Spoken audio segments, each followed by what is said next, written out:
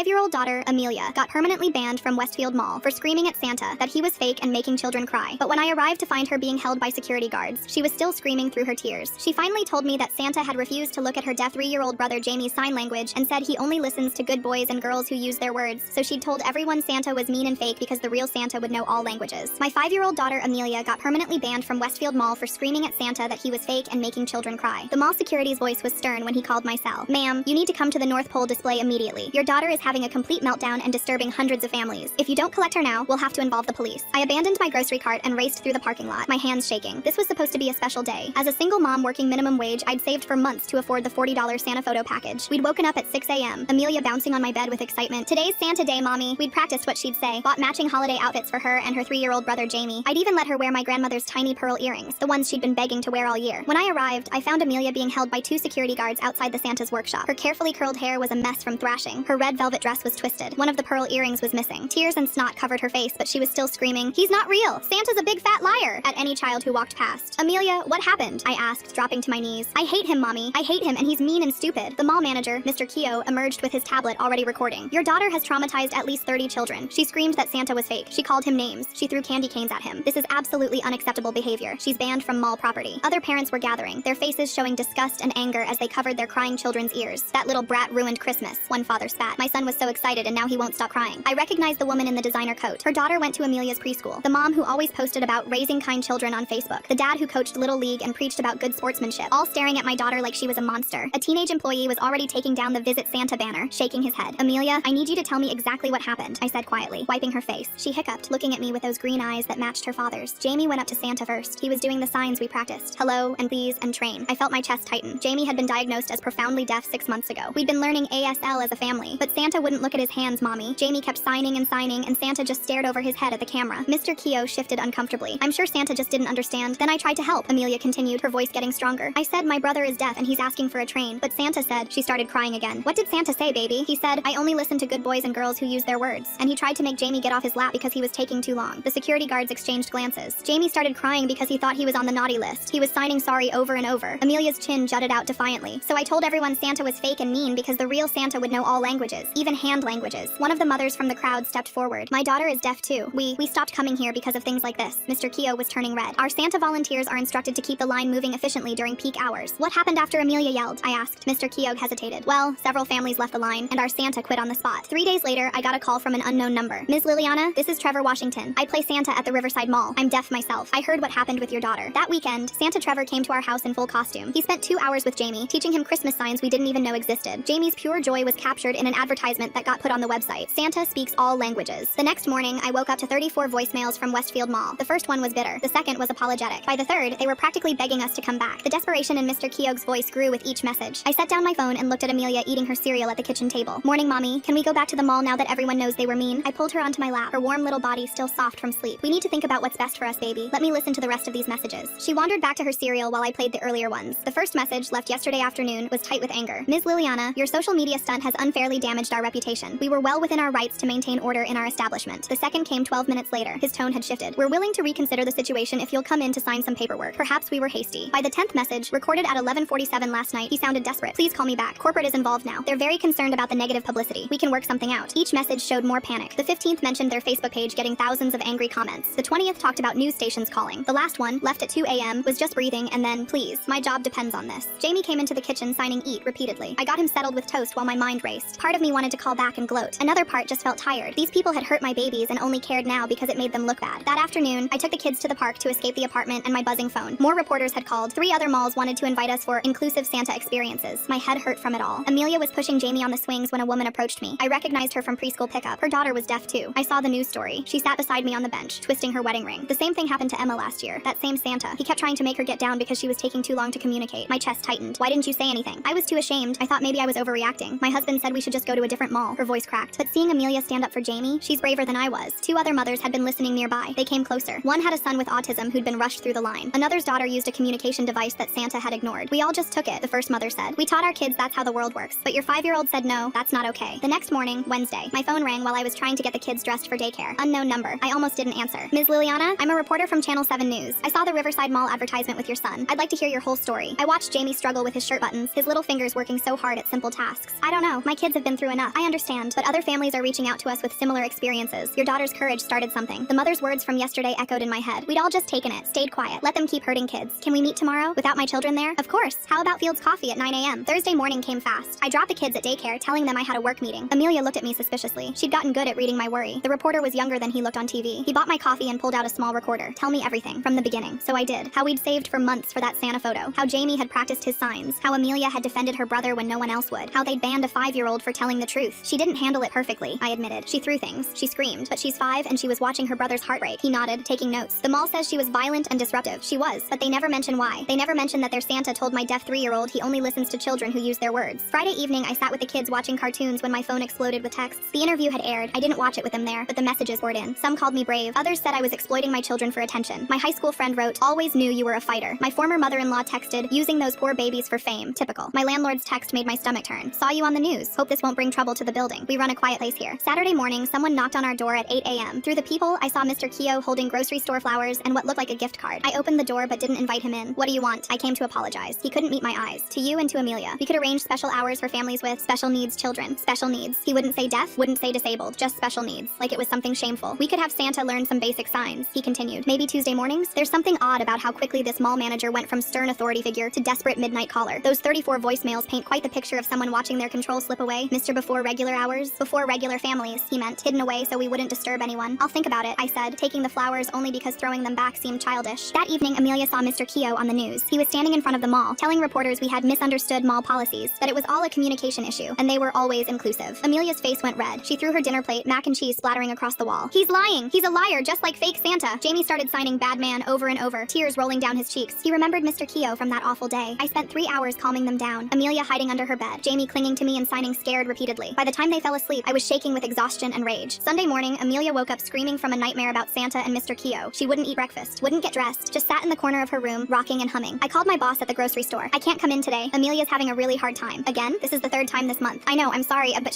what she needs is a mother who shows up to work. You're on thin ice here. Monday, I managed to get Amelia to a child psychologist's office for an evaluation. Another mother from the park had recommended her, said she specialized in kids who'd been through trauma. The psychologist was gentle with Amelia, using puppets and games while observing her. After 2 hours, she asked to speak with me alone while Amelia played with blocks in the waiting room. I believe Amelia is on the autism spectrum. The mall incident didn't cause this, but it triggered something. Her strong sense of justice, her intense reaction to perceived wrongness, the way she processes sensory input. These are all indicators. I sat there trying to process, but she's so smart. She taught herself to read at 4. Many autistic children are highly intelligent. It's not about smart or not smart. It's about how her brain processes the world. The mall situation overloaded her system. She saw injustice and couldn't regulate her response. Tuesday evening, the mother from the park organized a meeting at the community center. I almost didn't go, still reeling from Amelia's diagnosis, but she insisted we needed each other. 8 families showed up, each with a story. A mom whose autistic son was followed by security every time they shopped. A dad whose daughter in a wheelchair was told she was blocking traffic. A grandmother whose grandson with Down syndrome was asked to leave the food court for being disruptive when he was just happy. They've been doing this for years, the organizer said. We just never talked to each other about it. Wednesday morning, we pooled our money to meet with a disability rights lawyer someone had researched. 8 families, each contributing what they could. I put in $40 I'd been saving for Jamie's birthday presents. The lawyer listened to our stories for the full hour, taking notes, asking questions. When our paid time was up, she closed her notebook and looked at us. This is clear discrimination. Multiple incidents, documented patterns, failure to provide reasonable accommodation. She paused. I'll take your case pro bono, all of you. Why? I asked, suspicious of free help. Because my brother is autistic. 20 years ago, he was banned from this same mall for having a meltdown. Some fights are worth having. Thursday afternoon, a courier delivered a thick envelope from Westfield Mall's lawyers. The letter was full of legal language, but the message was clear. Stop talking or face a lawsuit for defamation. At the bottom, a handwritten note. We're prepared to offer $5,000 for your troubles if you sign the enclosed non-disclosure agreement. I called the lawyer immediately. She actually laughed. This is how they silence people. Scare them with legal threats. Offer just enough money to seem tempting. Don't sign anything. Friday afternoon, my phone rang while I was helping Jamie with his puzzles. My boss's name on the screen made my stomach drop. I'm calling to inform you that we're terminating your employment, effective immediately. Please. I know I've missed some shifts, but it's not just the absences. Customers have complained. They saw you on TV and don't want to support a business that employs someone who causes trouble. I have to think about the store. I've worked there for 3 years. I've never caused any trouble. You are now. Your final check will be mailed. I sat on the floor next to Jamie, who signed sad at me. I had $247 in my bank account. Rent was due in 12 days. $800 I didn't have. Friday morning, I filled out job applications on my phone while sitting in the waiting room during Amelia's full autism evaluation. The receptionist kept giving me sympathetic looks. She'd probably seen a lot of overwhelmed parents in these chairs. The psychologist came out after 3 hours with Amelia, who looked exhausted but calm. The testing confirms autism spectrum disorder, level 1, what some people used to call Asperger's, though we don't use that term anymore. She knelt down to Amelia's level. Your brain works in a special way, sweetie. It's not wrong, just different. In the car afterward, I finally let myself cry. Not because of the diagnosis, but because of everything. The ban, the job, the bills, the weight of fighting systems bigger than us. Saturday evening, the mother from the park called. Did you see the news? The reporter talked about you losing your job. People are furious. I hadn't seen it. I'd been too busy trying to figure out how to pay rent. But when I checked my phone, there were dozens of notifications notifications. She had started a fundraiser, Support the Mom Who Fought Back. By midnight, strangers had donated $3,000, enough for rent and groceries. Comments poured in from parents who'd been through similar situations, who understood, who were angry too. Monday morning brought news that Mr. Keogh had been removed as mall manager. The new manager called personally. Ms. Liliana, I want to apologize for everything you and your children experienced. I have a son with cerebral palsy. I understand how it feels when the world isn't built for your child. Then why does your mall still have policies that hurt kids like ours? She sighed. I'm trying to change things, but corporate is fighting me. They see accommodation as lost profit, but I'm not giving up. Wednesday, Amelia started therapy with a specialist in autistic children. They used dolls to act out the Santa incident. Amelia made the Amelia doll roar like a dinosaur at the Santa doll. She was protecting, Amelia explained, like how dinosaurs protect their babies. The therapist had Jamie join some sessions. They practiced being brave together, using toys to show how they could help each other when things got scary. Friday morning, the lawyer filed an official complaint with the Department of Justice about the mall violating the Americans with Disabilities Act. This creates a federal record, she explained. It could take months to investigate, but now they can't pretend this never happened. Within 2 hours, the mall's lawyers called requesting a settlement meeting. Monday afternoon, we sat across from 3 lawyers in suits that probably cost more than I made in a month. They played video of Amelia throwing candy canes, her face twisted in rage. Your daughter was violent, the lead lawyer said. We had to protect other customers. Show what happened before, our lawyer said calmly. Show the Santa refusing to acknowledge a deaf child. Show him telling that child he only listens to kids who use words. We don't have that footage. Interesting. You have footage of a 5-year-old's reaction, but not what caused it? The mother from the park and 2 other parents were there with their own stories. 12 families had given statements about discrimination at Westfield Mall. The lawyers looked less confident as our lawyer presented each one. Tuesday, the meeting ended with no agreement. The mall wouldn't admit wrongdoing. They offered special shopping hours, but refused to train staff about disabilities. Then we'll see you in court, our lawyer said, gathering her papers. The lead lawyer smirked. These cases take years. Most families can't afford to wait. He was right. I couldn't afford to wait. But looking at the other parents, at the thought of Amelia and Jamie facing this same treatment forever, I also couldn't afford to quit. Thursday morning, I walked into every store on Main Street with my resume. The third place was a small bookstore. The owner looked up from arranging a display of children's books. You're the mom from the news, she said. Not a question. I braced for rejection. Yes, my daughter has Down syndrome. Last year, mall security followed us for an hour because she was acting suspicious. She was just happy about getting new shoes. She took my resume. Can you start Monday? Part-time, but I'm flexible about hours when the kids need you. The pay was less than the grocery store, but when I mentioned therapy appointments, she just nodded. Family comes first, always. Monday morning, Amelia clutched my hand as we walked back into her preschool. She'd been out for a week after the diagnosis, and I worried about the other kids' reactions. Why were you on TV? A boy named Marcus asked immediately. Amelia straightened her shoulders. Because I protected my brother when Santa was mean to him, and I have autism, which means my brain works different but not wrong. Her teacher pulled me aside later. She's different since this happened, more confident. She's been helping other kids who struggle with changes. Yesterday she made picture cards for Leo when he couldn't explain what upset him. Mr. Keogh really went on TV to spin this like a misunderstanding? That's like calling a hurricane a light breeze. Technically wind-related, but missing the whole disaster part. Tuesday afternoon, the lawyer called with news. The mall announced sensory-friendly hours, Tuesday mornings from 8 to 10 a.m., when everyone's at work or school. Exactly. It's performative. I'm adding it to our evidence that they know accommodation is needed, but refuse to make it actually accessible. Saturday afternoon, Trevor Washington showed up at our apartment with 3 other families, all deaf. The kids ranged from toddlers to teenagers, their hands flying in beautiful conversation. Jamie's face lit up like Christmas morning. For 2 hours, he played with kids who understood him without struggle. No pointing, no frustration, just pure communication. He laughed harder than I'd heard in months, chasing a deaf girl around the living room, both signing "Can't Catch Me" over and over. This is what he needs, Trevor signed to me. Community. People who see him as complete, not broken. Wednesday evening, the mother from the park and I stood outside City Hall with 15 families. We'd practiced our statements, timed them to the 3-minute limit. Amelia insisted on coming, sitting quietly with her noise-canceling headphones and a coloring book. The council members shifted uncomfortably as parent after parent described discrimination at Westfield Mall. A father talked about his son with cerebral palsy being rushed through stores. A grandmother described her autistic granddaughter being banned from the food court for humming. This is a private business matter, the council president said, not meeting anyone's eyes. We don't have authority over mall policies. But afterward, one councilwoman pulled me aside. I can't say this publicly yet, but I'm pushing for a city ordinance about disability accommodation in public spaces. Your story started something. Friday morning, the reporter called with breaking news. Westfield's parent company has similar complaints at 12 malls nationwide. Their stock dropped 8% this morning. By noon, the new mall manager texted me. Corporate executives are flying in Monday. Things are changing, but I can't say more. That weekend, I watched Amelia in therapy, using dolls to act out the mall incident for the 10th time. But this time was different. She made the Amelia doll teach the other dolls how to be kind to the Jamie doll. She's processing it differently now, the therapist explained, moving from trauma to empowerment. She sees herself as someone who creates change, not a victim. Monday morning, Amelia completed her first full week without any meltdowns. She drew our family standing under a rainbow, with signs saying, "We are brave," floating above our heads. Jamie was signing "I love you" in the picture, and she'd drawn herself signing it back. "You're healing," the therapist told her, "because you know your mom believes you and supports you." And because I was right, Amelia added firmly. Santa was mean, and I said so. Thursday afternoon, the lawyer called with excitement in her voice. We got them. Through discovery, we found emails where Mr. Keogh specifically told staff to keep the line moving and avoid problem families. Problem families? He defined it as families with special needs children who might slow down photo sessions. He even ranked the Santa volunteers by speed, not by how well they interacted with children. Monday morning, I reported for jury duty, explaining to the clerk that I was involved in an active lawsuit. The judge reviewing exemptions looked at my paperwork. The Westfield Mall case? Good for you. We need more parents willing to fight these battles. He excused me from service but shook my hand first. Wednesday afternoon was sibling day at Jamie's deaf preschool. Amelia had been practicing signs all week, determined to communicate with every child there. She learned "I love you" perfectly, her small fingers precise and careful. careful. I've never seen a 5-year-old work this hard to connect with our deaf students, the teacher told me, tears in her eyes. She asked me to teach her how to sign, "You're perfect how you are." She wanted to tell Jamie that. Friday evening, the mother from the park called. The fundraiser hit $15,000. Disability advocacy groups are sharing our story nationally. I stared at the number on the screen. From strangers who understood, who'd been there, who were angry for us and with us. Comments poured in. Same thing happened to us in Ohio. My autistic son was banned from 3 stores. Thank you for fighting when we were too tired. The lawyer said this public support made our case stronger. Juries aren't supposed to consider public opinion, but judges know when a case has widespread impact. Tuesday morning, the mother from the park texted me a screenshot. Someone had posted that Mr. Keogh now works security at a mall 3 towns over. No longer a manager, just checking receipts at the door. I felt my hands clench, remembering how he'd stood in my doorway with those pathetic grocery store flowers, refusing to even say the word deaf. Thursday afternoon, I sat across from the school district's special education coordinator. They wanted to put Amelia in a separate classroom for autistic children. She needs specialized support, the coordinator said, sliding papers across the desk. She needs to stay with her friends and her regular teacher who understands her. You can provide support in her current classroom. That's more expensive, that's her legal right. The lawyer had taught me well. She stays in her regular class with an aide when needed, period. The coordinator sighed but agreed. I was learning that no was often just their first offer, not their final answer. Monday afternoon, the lawyer called with news. They're offering $50,000 per family if we all sign NDAs. Complete silence about everything. No, the word came out instantly. This isn't about money. I told them that. They seemed genuinely surprised. They're used to people taking the first real offer. Wednesday morning, I noticed something beautiful happening on Main Street. Shop after shop had put up all abilities welcome signs. The bakery added picture menus. The toy store created a quiet corner with soft lighting. The bookstore owner built a special reading nook with noise-dampening panels and weighted blankets. Amelia inspired this, she said. If a 5-year-old can stand up to a mall, I can make my store truly welcoming. Amelia noticed every single sign, running her fingers over them, smiling. They're listening, Mommy. Friday afternoon, the lawyer's investigation revealed something damaging. The mall had received 3 separate complaints about that specific Santa before the incident with Jamie. Parents had reported him being impatient with special needs children, but they kept him because he processed 42 kids per hour, the fastest of all their volunteers. They knew, the lawyer said. They knew and chose efficiency over kindness. The mall's lawyers requested another meeting immediately. Monday afternoon in therapy, Amelia set up her dolls in a classroom. I'm the teacher, she announced, and I'm showing everyone how to include everybody. She made each doll take turns being excluded, then showed the others how to help. The deaf doll, the wheelchair doll, the scared doll, each one got brought back into the group. She's transforming her pain into purpose, the therapist told me afterward. At 5 years old, she's already becoming an advocate. That's extraordinary. Thursday morning, corporate executives flew in from the parent company headquarters. 3 suits who looked like they'd never met a child with disabilities in their lives, but they weren't smirking anymore. They offered $100,000 per family and promised to create a comprehensive disability program. We need specifics, the lawyer said calmly. Written policies, training requirements, accountability measures. That seems excessive. So was banning a 5-year-old for defending her deaf brother. Saturday evening was Jamie's preschool holiday show. He stood on stage with 12 other deaf children, their hands moving in perfect synchronization to sign songs about winter and family and love. Amelia stood in the front row, signing along to every word. She'd practiced for weeks to get it perfect. Parents who had judged us at the mall were there, some crying as they watched my 5-year-old daughter translate every song for the hearing families. Your children are remarkable, one mother whispered, the same woman who'd called Amelia a brat a month ago. Tuesday afternoon, we reached a settlement. $75,000 per family wasn't the highest offer, but the policy changes were what mattered. Required disability training for all staff, sensory-friendly hours every weekend, not hidden on Tuesday mornings, a disability services coordinator at each mall. They wouldn't admit guilt, lawyers never let them, but they agreed to improve customer experiences for all families. We won, the mother from the park said, crying as we signed the papers. We started winning the day Amelia spoke up, I corrected. Friday morning, I deposited the settlement check. Most went into accounts for the kids' therapy and education, some for emergency savings. I'd learned how fast jobs could disappear when you fought back. I kept working at the bookstore because the owner had become more than a boss. She was family now. You could quit, she said when I came in that afternoon. I like it here. Plus, someone needs to help all the families who come in asking for books about autism and deafness. That's become my unofficial specialty. Monday morning, Westfield Mall held a press conference about their new inclusion initiative. They didn't mention our lawsuit, pretending it was their idea all along, but everyone knew. The comments online were brutal. Only took a 5-year-old calling you out. Amazing how discrimination becomes inclusion when lawyers get involved. Amelia watched the news that night, curled against me on the couch. We did that, Mommy. Corporate executives suddenly flying in after their stock drops 8%? That timing seems awfully convenient. Nothing motivates big companies quite like watching their numbers fall, does it? I wonder if these executives would have cared at all without that financial pressure pushing them. We made them change. You did that, baby. You spoke up when adults stayed quiet. She thought for a moment. I was really loud, wasn't I? Sometimes loud is exactly what the world needs. Wednesday morning, the lawyer called while I was shelving books at work. You need to hear this. 3 other mall chains just announced mandatory disability training. They're citing industry best practices, but we know why. I leaned against the children's section, watching a mom help her son pick out picture books. We really did it? You did more than you know. These companies are scared of being the next Westfield. Your daughter's meltdown might have just changed shopping for thousands of disabled kids. Saturday morning, the new mall manager called personally. Would you and the kids like to see the sensory-friendly space before it opens to the public? I want to make sure we got it right. Amelia grabbed my phone. Is the mean Santa gone? There's no Santa right now, sweetie, the manager said gently. But when there is, he'll know sign language. That's a promise. We went that afternoon. Amelia held my hand so tight it hurt, her body tense as we approached the mall entrance. The same door she'd been dragged through screaming a month ago. We can leave anytime, I whispered. I'm brave, she whispered back, though her voice shook. The sensory room was beautiful. Soft blue walls, dimmable lights, noise-dampening panels, weighted blankets, and fidget toys in baskets. A communication board with pictures for non-speaking kids. Jamie ran straight to a corner with textured wall panels, running his hands over them with delight. We copied Riverside Mall's design, the manager admitted. Trevor Washington consulted on everything. Monday afternoon, my phone buzzed with messages in a group chat the mother from the park had started. Discrimination Support Network had 15 members already. Parents sharing lawyer recommendations, copying our template letters, planning their own meetings with businesses. Can we meet in person? One mom wrote, my son needs to see other kids like him succeeding. We organized a gathering for Saturday at the community center. Within 2 days, 43 families had signed up. The mother from the park and I stared at each other across my kitchen table, overwhelmed. We're not qualified to run something this big, she said. We're parents who fought back. That's the only qualification that matters. Thursday afternoon, Amelia announced she wanted to go back to Westfield Mall, not for the sensory room, but to walk through the main area. Why, baby? To see if I'm still scared. Her honesty knocked the breath out of me. We went after school, just the three of us. Amelia wore her noise-canceling headphones around her neck like armor. We passed the food court where she'd been banned, the Santa display area, now just a regular seating space in January. In the sensory room, we found a boy about 7, rocking in a corner, humming loudly. His mom looked exhausted, apologizing to no one. Amelia walked over and sat near him, not too close. She pulled out her headphones and set them between them. The boy looked at them, then at her. Sometimes everything is too much, she said simply. These help. The boy slowly picked up the headphones, put them on. His rocking slowed. His mom started crying. Your daughter, she couldn't finish. She knows what it's like, I said. Monday morning, Trevor Washington texted with news that made me actually laugh out loud in the bookstore. Guess who just got hired as Westfield Mall's Disability Services Coordinator? He sent a photo of himself at a desk, already putting up visual communication boards. In 2 weeks, he'd installed picture menus at the food court, created quiet zones, and started teaching basic signs to security staff. The same security who dragged Amelia out? I texted back. The very same. They're learning I'm here to help in ASL. Irony is delicious. Wednesday evening, the reporter came to our apartment for a follow-up story. He'd been tracking the changes, documenting the ripple effects. Amelia sat on my lap, more comfortable with cameras now, but still my little girl needing closeness. What do you want people to know? He asked her. She thought carefully, the way she did now before speaking. I just wanted them to be nice to my brother, that's all. Everyone should be nice to everyone. His eyes got shiny. Even his cameraman had to look away for a moment. Saturday was Jamie's 4th birthday. We held it at the park, and kids from his deaf preschool came alongside neighborhood friends. Amelia had made picture cards for every game so all kids could understand the rules. I watched her teaching a hearing boy how to sign happy birthday to Jamie. The boy's mom came over, touching my shoulder. Your daughter is remarkable. My son asked if we could learn sign language because of her. He wants to talk to everyone. She just sees the world differently, I said, then caught myself. Actually, she sees it correctly. The rest of us were the ones seeing it wrong. Tuesday morning, a letter arrived at the bookstore. The owner handed it to me with a smile. It's addressed to the brave mom and daughter from the news. Inside, shaky handwriting from a mom in Colorado. My son Marcus is autistic and non-speaking. After your story aired, our mall changed their policies. Today, Marcus met Santa using his communication device. Santa waited patiently while Marcus typed. My son smiled for the first time in months. Thank your daughter for being brave when we adults were too scared. I read it to Amelia that night. She asked me to help her write back. Dear Marcus, being different is not bad. Tell Santa what you want. He should listen now. Love, Amelia. Thursday morning, Amelia's teacher pulled me aside at drop-off. The school wants to recommend Amelia for our peer helper program. She's been naturally helping other kids resolve conflicts, but she has autism, I said, testing them. The teacher nodded. We know. The principal initially worried about that, but we reminded him that would be discrimination. Amelia understands struggles other kids don't. That makes her perfect for this. I wanted to cry right there in the hallway. My baby who'd been banned from a mall was now being recognized as a leader. Monday morning, the bookstore owner called me into her office. My stomach dropped, expecting bad news. I'm promoting you to assistant manager, she said simply. You've brought in more special needs families than we've ever had. You understand their needs. You've turned your pain into purpose, and that's exactly what this store needs. The raise wasn't huge, but it meant stability. It meant not checking my bank balance with fear every morning. It meant being valued for who I'd become through this fight. Wednesday was Amelia's first day as a peer helper. She came home glowing, her words tumbling over each other in excitement. 2 boys were fighting over blocks, and I taught them to sign take turns, and they listened, mommy. And a girl was crying because she couldn't explain what was wrong, so I showed her the feeling cards and she pointed to frustrated, and then we fixed it together. Her teacher texted me, Amelia is a natural peacemaker. She sees solutions where others see problems. Sunday morning arrived gray and quiet. The mall's first official sensory Sunday. We'd been invited as special guests, but I let Amelia decide. I want to see if it's really different, she said. Already dressed in her favorite purple shirt, the one that didn't scratch. The mall felt different the moment we entered. Softer lighting, music turned low, fountains turned off to reduce noise. Families with disabled children moved through stores without the usual stares and whispers. A boy in a wheelchair zoomed past us, laughing. A girl flapped her hands by the toy store, her mom letting her stim in peace. Amelia walked through confidently, no longer the terrified, angry child from 2 months ago. She helped a lost boy find his mom using the new picture boards. She showed a girl where the quiet spaces were. She was becoming who she was meant to be. At the food court, a dad approached us. His daughter used a walker, moving slowly but determinedly. You're the family from the news, he said. We drove an hour to come here today because we heard it was really accessible now. My daughter hasn't been to a mall in 2 years. Too many stares, too many comments. But today, his voice broke. Today she feels normal. Not normal, Amelia corrected gently. Special. We're all special in different ways. Jamie had been signing with 3 other deaf kids near the play area, their hands flying in animated conversation about dinosaurs. He ran over to show me a new sign one of them had taught him. Proud. Proud of what? I signed back. Proud of us, he signed, gesturing at our whole family. That night, tucking Amelia into bed, she was quiet for a long time. Finally, she signed, I love you to Jamie through the doorway. She'd been practicing for weeks to get it perfect. Jamie signed it back, beaming. Mommy, she said, turning to me. I'm glad we didn't let the mall win. We didn't just fight them, baby. We changed them. She thought about this, her face serious in the nightlight's glow. No, she said finally. We changed us. We learned we're stronger than we knew. I kissed her forehead, this fierce, brilliant, autistic warrior of mine. She was right. We hadn't just fought for justice. We'd found our voices, our community, our strength. We'd learned that sometimes the smallest voices, raised in truth, can move mountains. 2 months ago, my daughter had been banned from a mall for screaming that Santa was fake. Now, she was helping other children find their voices too. We weren't the same family who'd walked into that mall in December. We were stronger, braver, together, and finally, truly heard. Well, that's quite the storytelling journey we've been on. Thanks for letting me toss in my 2 cents along the way. See you next time, friends. If you made it to the end, drop a comment. I love reading all your comments.